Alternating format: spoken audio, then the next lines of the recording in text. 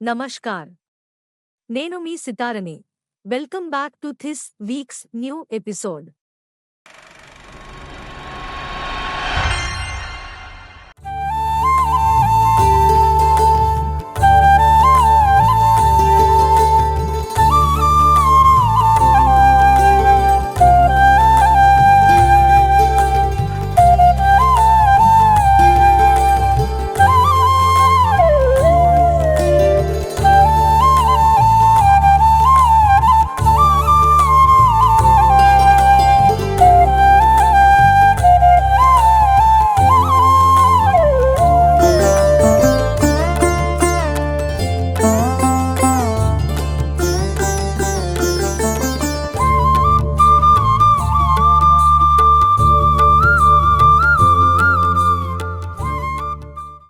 సుమారుగా ఒక 11-12 నెలలు సంవత్సరం లోపు నేను అక్కడ పనిచేశాను. అప్పుడు ఇండస్ట్రీలో ఉన్న జైంట్స్, గ్రేట్ లెజెండ్స్ అందరితో పనిచేశాను. డైరెక్టర్లు, హీరోస్, టెక్నీషియన్స్, కెమెరామెన్ ఇలాంటి అందరూ ఆ రోజుల్లో ఒక్కొక్కళ్ళు ఉద్దడులు అనమాట, వాళ్ళ డిపార్ట్మెంట్స్లో.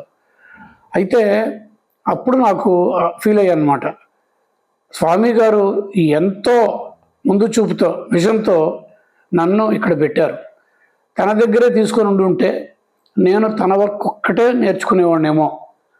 ఇక్కడ పెట్టడం వల్ల నేను ఎంతోమంది కెమెరామెన్లు, పెద్ద పెద్ద నేషనల్ అవార్డు విన్నర్ కెమెరామెన్లతో నేను పనిచేయగలిగాను. వాళ్ళ తాలూకు లైటింగ్ స్కీమ్స్, కంపోజిషన్స్, లెన్సింగ్ ఇలాంటి విషయాలన్నీ కూలంకషంగా తెలుసుకున్నానని నాకు అప్పుడు తెలిసింది.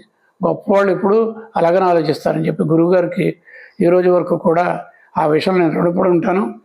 అంత గొప్ప విజన్తో చెప్పడం వల్లే నేను తర్వాత స్వామి గారితో పనిచేసి బయటకు వచ్చి నాకంటూ ఒక స్కూల్, అందరిని అబ్జర్వ్ చేసిన దాని నుంచి వచ్చిన నేను ఒక టైప్లో చేయాలని నా ఫోటోగ్రఫీలో డిసైడ్ అయ్యి అది ఫాలో అయ్యాను. అది నాకు పేరు కూడా తీసుకొచ్చింది. నా సినిమాల గురించి ఫ్యూచర్లో నేను చెప్తాను. ఇంకోటి ఏంటంటే, ఎవరితో పనిచేసినది కూడా మీకు చెప్పడం అవసరం. నేను పనిచేసిన గొప్ప టెక్నీషియన్స్, పర్టికులర్గా డైరెక్టర్స్, అందులో కె ప్రకాష్ రావు గారు అంటే రాఘవేంద్ర గారు నాన్నగారు, అలాగే కె బాలచంద్ర గారు, ఏసీ త్రిలోక్ చంద్ర గారు, శివాజీ గణేశన్తో పెద్ద ఇట్లు ఇచ్చిన ఆయన, అలాగే డి యోగానంద్ గారు, కేఎస్ సేతు మాధవన్. ఈయనతో నేను ఒక ఫుల్ పిక్చర్గా ఆల్మోస్ట్ కుదిరినంత వరకు ఆ సెట్లో చేశాను. జూలీ హిందీ సినిమా విజయ ప్రొడక్షన్స్ చేశారనమాట. ఆ తర్వాత ఐవిసిసి మలయాళంలో ఆ రోజులో క్విక్గా గబగబా తక్కువ రోజుల్లో వెరీ పొటెన్షియల్ సబ్జెక్టులు తీసుకొని, చాలా సెన్సేషన్ సబ్జెక్టులు తీసుకొని చేశారు ఆయన. తర్వాత వివి రాజేంద్ర ప్రసాద్ గారు, జగపతి బాబు గారి నాన్నగారు, ఆయనతో నేను కొన్ని సినిమాలకి, పిచ్చి మహారాజు, మంచి మనుషులు ఇలాంటి కొన్ని సినిమాలు ఉన్నాయి. వాటికి పెద్ద సెట్స్, పెద్ద క్యాస్టింగ్, ఇలాంటి దాంట్లో వివి రాజేంద్ర ప్రసాద్ గారు ఎప్పుడు అలాగే ఉంటుంది అనమాట. ఆయన లావిష్ ప్రొడ్యూసర్. ఆయనతో కొన్ని సినిమాలకి పనిచేశాను.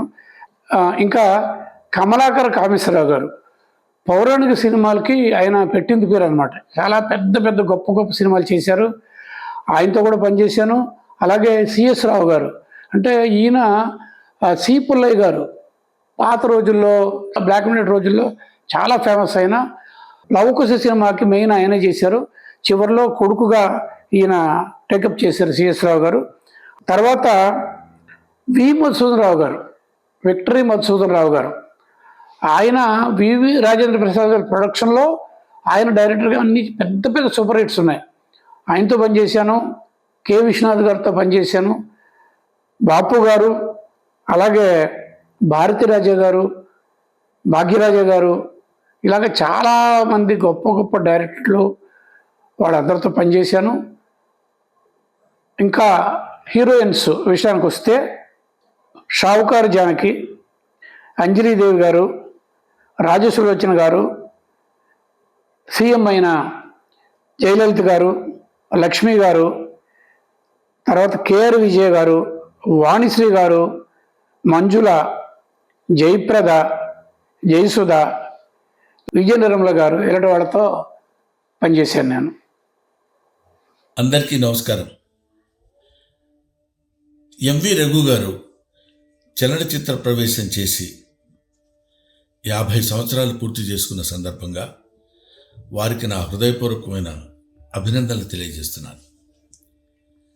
50 సంవత్సరాల సుదీర్ఘమైన ఆయన డైరెక్టర్ ఆఫ్ ఫోటోగ్రఫీ ప్రయాణంలో డిఓపిగా, మంచి దర్శకుడిగా ఎన్నో అద్భుతమైనటువంటి చిత్రాలు నిర్మించిన ఖ్యాతి కలిగినటువంటి వ్యక్తి ఎంవి రఘు గారు. ఆయనతో పాటు కొన్ని సినిమాల్లో నేను యాక్ట్ చేయడం కూడా ఆయన దర్శకత్వంలో జరిగింది. అటువంటి వ్యక్తి 50 సంవత్సరాలు 5 decades చలనచిత్ర పరిశ్రమలో ఉంటూ తనకంటూ ఒక ప్రత్యేకమైన స్థానాన్ని ఏర్పరచుకుని తనకు తెలిసినటువంటి విద్య నలుగురికి పంచాలనేటువంటి అభిప్రాయంతో కొంతమంది విద్యార్థులకి తానే మాస్టర్గా మారి ఎన్నో రకాలైనటువంటి మెళకువలు ఫోటోగ్రఫీలో నేర్పినటువంటి ఉన్నత ఆశయాలు కలిగినటువంటి వ్యక్తి ఎంవి రఘు గారు. అటువంటి వ్యక్తి నాకు కూడా తెలుసు అని చెప్పుకోవడానికి నేను చాలా సంతోషిస్తాను. ఎంవి రఘు గారు ఆయన ఫోటోగ్రఫీ కళా తపస్వి కీర్తిశేషులు విశ్వనాథ్ గారి దగ్గర చాలా సినిమాలు ఆయన చేశాడు. ఎందుకంటే దర్శకుని మనసులో ఏముందో తెలుసుకుని సెల్యులాయిడ్ మేట్ చూపించడమే కాదు, చూపించి మెప్పించగలిగినటువంటి శక్తి, ప్రతిభ ఉన్నటువంటి అతి తక్కువ మంది కెమెరామెన్లో ఒకడు ఎంవి రఘు గారు. ఎందుకంటారంటే సమ్టైమ్స్ కెమెరా కూడా మాట్లాడాలి. ఒక్కొక్క సినిమా మనం చూస్తున్నప్పుడు డైలాగ్స్తో పాటు దర్శకుడితో పాటు కెమెరా కూడా మాట్లాడింది అనే భావన మనకి కలుగుతుంటుంది. ఈ ఎపిసోడ్లో చాలా ఇంట్రెస్టింగ్ విషయాలు రఘుగారు చెప్పారు. మీరు లైక్ చేశారని అనుకుంటున్నాను. మీ అందరికీ ఓ humble request. Please like, share, subscribe to MV Raghu film diaries. అలాగే మీ అమూల్యమైన కామెంట్స్ పెట్టండి. అది మా ఛానల్ అభివృద్ధికి ఎంతో అవసరం. మళ్ళీ వచ్చే వారం మరో కొత్త ఎపిసోడ్లో కలుద్దాం. మీ సితారా. మీకు నచ్చితే మీ ఫ్రెండ్స్కు, ఫ్యామిలీ మెంబర్స్కు ఈ ఛానల్కు సబ్స్క్రైబ్ చేయమని రికమెండ్ చేయండి. By by.